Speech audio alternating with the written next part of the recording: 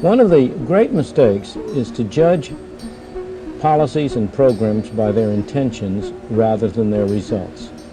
The people who go around talking about their soft heart, I admire them for the softness of their heart. But the programs that are labeled as being for the poor, for the needy, almost always have effects exactly the opposite of those which their well-intentioned sponsors intend them to have. There are always, in these cases, two groups of sponsors. There are the well-meaning sponsors, and there are the special interests who are using the well-meaning sponsors as front men. You almost always, when you have bad programs, have an unholy coalition of the do-gooders on the one hand and the special interests on the other. Friedman's warning anticipates much of today's virtue signaling in politics, where performative benevolence often eclipses actual problem solving, raising the question of what kind of interests are actually at work behind what is superficially being presented. Today, one of the best examples of this phenomenon is the complex of relationships in the sphere of philanthropy. Relationships between governments, wealthy donors, NGOs, universities, and various nonprofits and civic groups. There's a substantial body of literature and investigative reporting documenting the interconnections in philanthropy, which tend to reinforce a normative global polity that's increasingly donor-driven, often at the expense of local political agency. Historically, the largest tax-exempt foundations like Rockefeller, Carnegie, and Ford have financed actors in the sphere of philanthropy, working towards the adoption of standardized health, education, and governance policies. Today, the Bill and Melinda Gates Foundation is a major funder of the World Health Organization, Gavi Vaccine Alliance, and UNICEF, and has provided grants to countless NGOs in health, education, agriculture, and development. Funding often comes with strings attached, adherence to specific metrics, frameworks, or reporting standards, reminiscent of the stipulations of IMF loans. Foundations co-design programs with IOs and NGOs, sometimes embedding global governance frameworks in local projects and joint initiatives. The Gates Foundation teams up with the World Health Organization and local NGOs in global health campaigns. The Rockefeller Foundation teams up with the UN and NGOs on climate, agriculture, and urban resilience. Such initiatives are coordinated through what are called public-private partnerships, in which NGOs serve as implementing arms.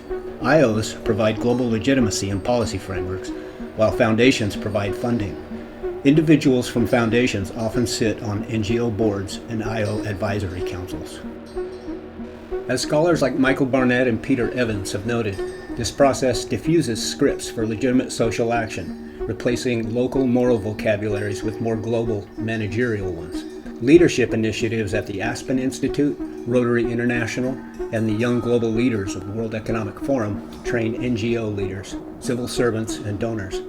These programs socialize participants into a common worldview with career path alignment and the gradual development of a transnational managerial elite.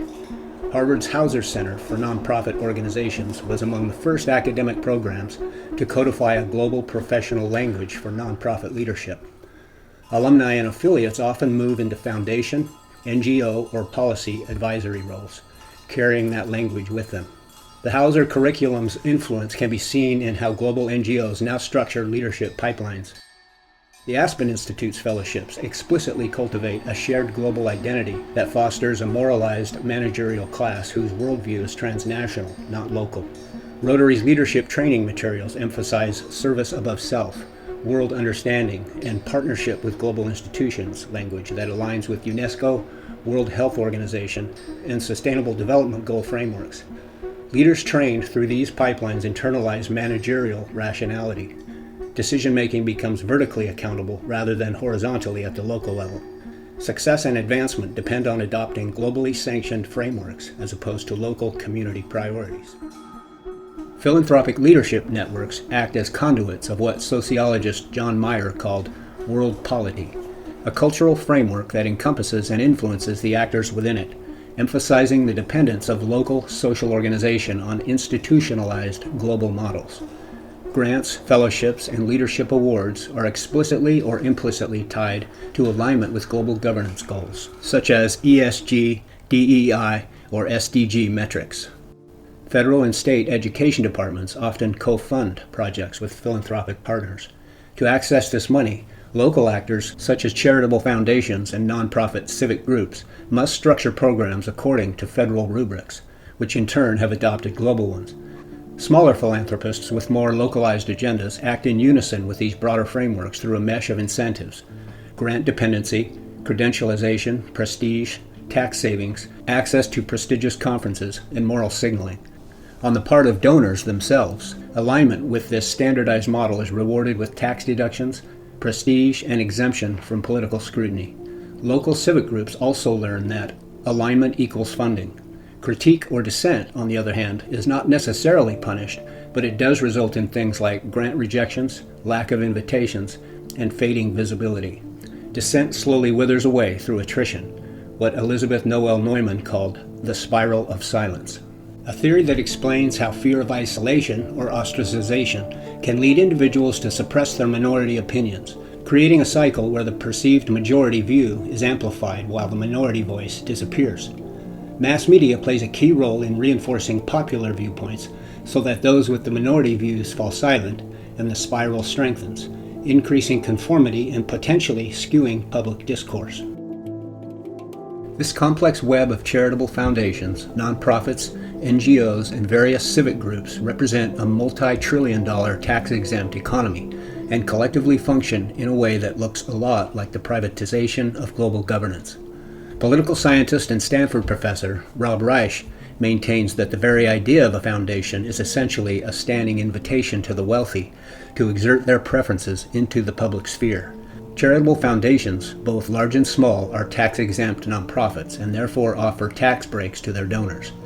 The government is subsidizing something which, as Reich also emphasizes, often promotes inequality even at the local level. I worry about big philanthropy, among other things, is that someone like Bill Gates has enormous power in the United States. He has education philanthropy that tries to shift education policy in the United States. One of his critics, not me, calls him the unelected superintendent of American public schools. You can't unelect Bill Gates from the president of the foundation. He's the only person really who matters. And of course, the Gates Foundation has spending programs or philanthropic programs across the world in global health and in other places. And Bill Gates appears in meetings as if he were a head of state. He shows up to the meetings in which it's politicians as if the Gates Foundation were a country. And in certain respects, it is like a country in terms of its GDP. It has an enormous amount of money. So simply in virtue of his wallet, he's treated as if he were on a par with representing an entire country. Now, that gives him extraordinary power. Power in and of itself is not bad. There is no society in which we will eliminate power. The question is, to what end is the power put? And if the power is directed to sustain the advantage of the wealthy, rather than to help promote democracy or help sustain democratic institutions, then we should criticize that power. I found in the Palo Alto area was something that surprised me, which was there were a number of local school foundations or very high operating PTAs and PTOs that were collecting charitable or philanthropic contributions from parents in the local community, going to the public school system to supplement the public dollars that funded public education with philanthropic dollars. And I thought to myself, well, on the one hand, this is generous. Parents are supporting the public school system, which is oftentimes thought to be insufficiently funded. And they always have the alternative of going to private school, and this is something they're supporting the public school, so that's a good thing. On the other hand, I also thought, as someone who cared about equality of opportunity, that the Palo Altos and Aspens of the world could raise a lot more money philanthropically for public schools than poor neighborhoods or big cities could, so that the philanthropy that supported Palo Alto schools or the philanthropy that supports Aspen schools is going to make worse the funding inequalities between wealthy places and poor places. This phenomenon, philanthropic fundraising for public schools, because of course it works out that wealthy towns can raise much more money philanthropically than poor towns can, is a classic example of something I found shocking, which is You think that charity has something to do with providing for the needs of people who are disadvantaged or providing for support for the poor. And here is a perfect example of philanthropy that makes worse inequalities and that supports the already wealthy people in the country. And then when I came to that realization, I thought to myself, well, how exactly does this whole system of philanthropy and charity work? And I realized that local school foundations, if you were on the board of it, you know this, they're 501c3 nonprofits. So when parents make a donation to their own kid's school, they get a tax deduction for that. So the federal government is subsidizing the worsening of an inequality that I thought schools should be working to overcome. So I thought to myself, well, why are local school foundations, 501c3 nonprofits offering tax deductions to their donors when it's making the inequality worse, not better?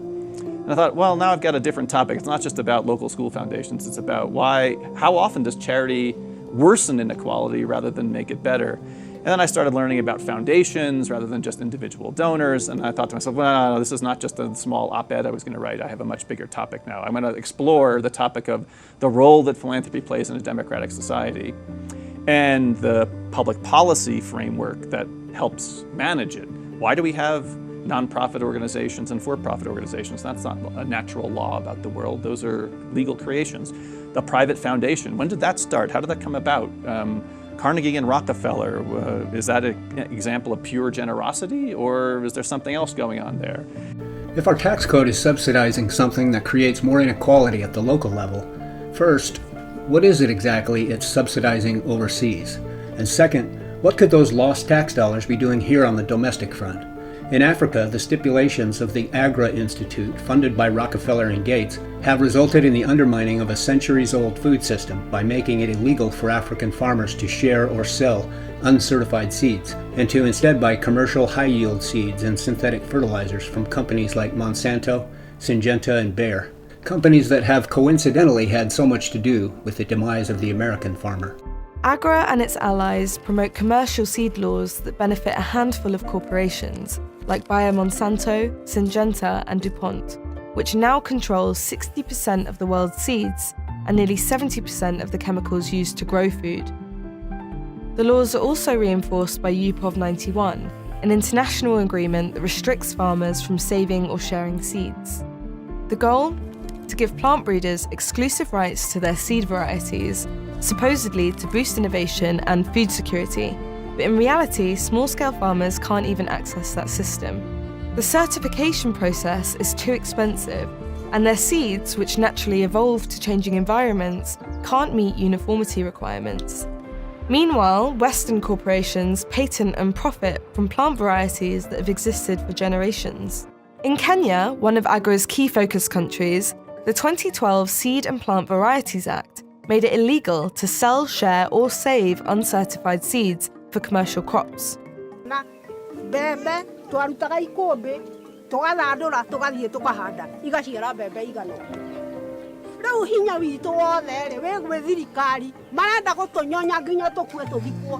Farmers can keep seeds for personal use, but those who trade them face fines of over £6,000 or up to 2 years in prison. For Africa, this is going to make a huge difference, particularly as they face climate change, the increased productivity and resilience of the seeds, most of which will come from the new scientific techniques. Kenya just approved BT maize. The Europeans have decided they don't want to use it, most of them, which is fine. They're not facing malnutrition and starvation. If they want to pay a premium for food of the kind, it's not a huge deal. The Africans, I think, will choose to let their people have enough to eat. There's something very incongruent in seeing the Microsoft guy going to Africa to teach the people there how to grow food. It almost looks as though he himself has been incentivized. It also looks as though there is a new agricultural model being tested and or implemented in many places around the world, and that global governance frameworks, whether SDG, ESG, DEI, or others, that are being used as justification have as much to do with dismantling old systems as they have to do with anything else.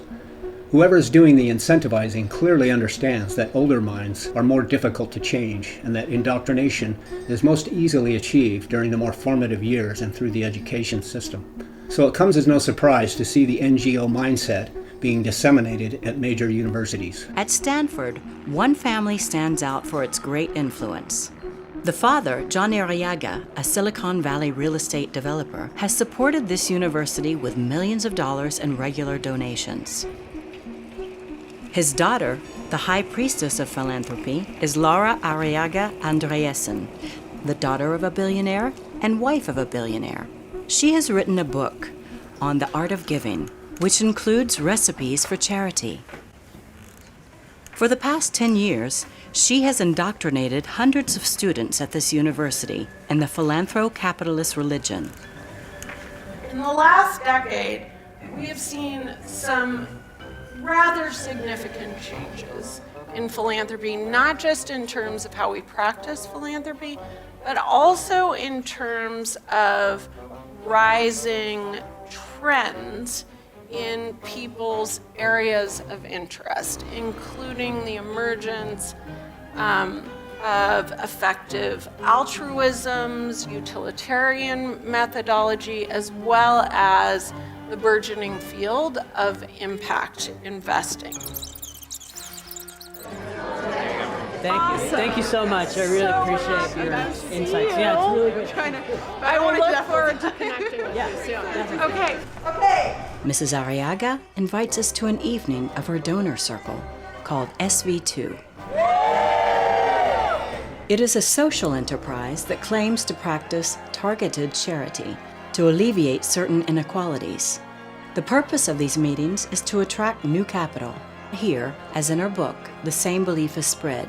Silicon Valley philanthropy will surely eradicate poverty through technology.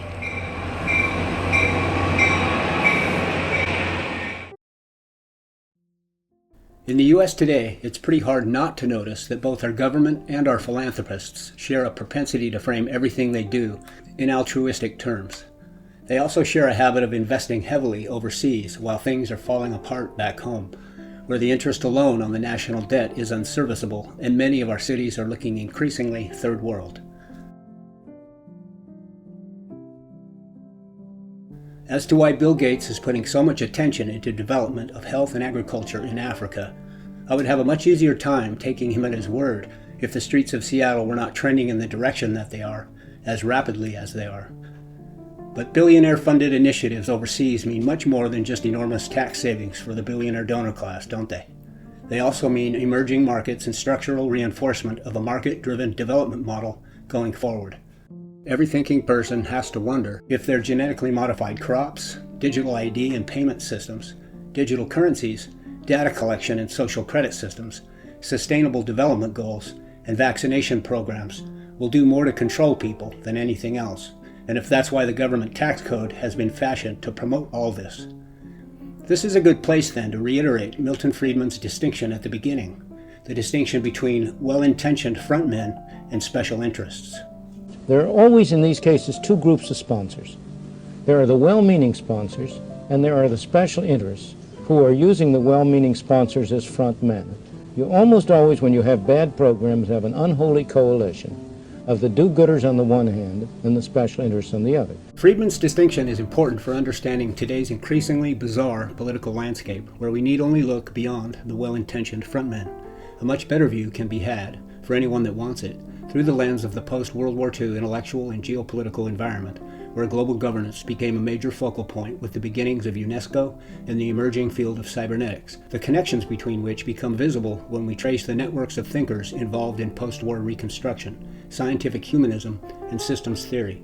Of particular interest were the Macy conferences that began in 1941 and lasting until 1960, involving multidisciplinary scholars dedicated to creating a new unified science of communication, control, and organization, as well as setting the foundations for a general science of the workings of the human mind, what would eventually become cybernetics. Early on in the conferences, what was officially called the Cerebral Inhibition Meeting focused on establishing how behavior could be modulated, inhibited, or conditioned. This meeting had two main topics, hypnotism and Pavlovian conditioning, which were used as theoretical frameworks to understand voluntary and involuntary behavioral control, how suggestion can modulate thought and action, how stimuli can trigger or suppress behaviors, and how all this could apply to the emerging field of cybernetics.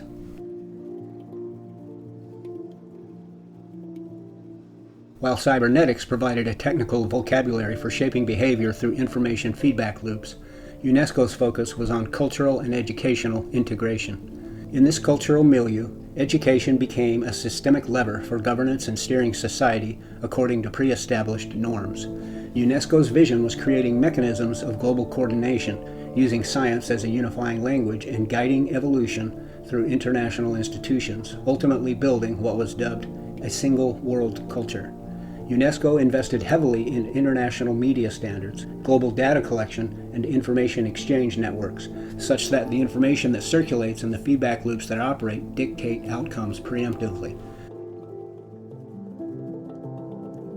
UNESCO has since systemically reshaped the global communication landscape by funding media development projects and coordinating data collection infrastructures. Understandably, many critics have argued that UNESCO's programs create soft power structure that is deeply tied to political struggles and tends to develop a world polity that presents as neutral but actually reflects historical power relations. The enthusiasm for the potential of both cybernetics and UNESCO to improve the human condition is understandable, but equally understandable is the concern for exploitation and misuse and giving managerial aspirations and egalitarian billing. And so it goes for the emerging global polity we are all getting to know pretty well today, which sounds very nice on the surface and was no doubt designed to. Diversity, sustainability, a healthy, clean environment, helping those who need help, what's not to like, right? But the question isn't whether or not those are good things. Of course they are. What we should be asking, though, is if such policies are the best, at least if we value our traditional epistemic code. But at present, there seems to be a pressure to skip the cost-benefit analysis altogether and do the thing that sounds the nicest. It seems that the traditional epistemic code might be threatening to someone operating behind those well-intentioned frontmen, someone Milton Friedman would almost certainly characterize as special interests.